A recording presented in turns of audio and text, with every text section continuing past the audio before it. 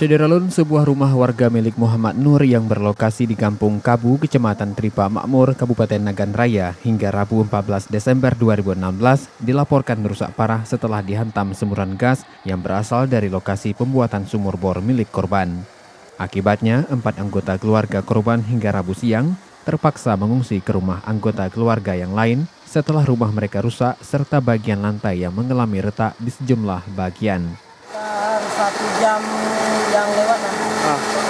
Itu lagi gali sumur, Pak? Iya, sumur bor untuk kantor kami.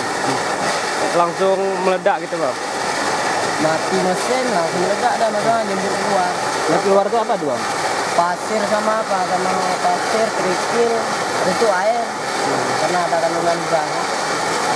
Cuma nggak lama, sekitar setengah jam lah lebih kurang. Yang pasir, yang keluar pasir? Yang keluar pasir. Itu udah bersih ya? Itu udah bersih, udah keluar juga kakak. Musibah semburan gas tersebut hingga Minggu sore masih menjadi tontonan warga guna menyaksikan fenomena yang disebabkan dari semburan gas tersebut. Dari Sukamakmur, Dedi Iskandar, Serambi On TV.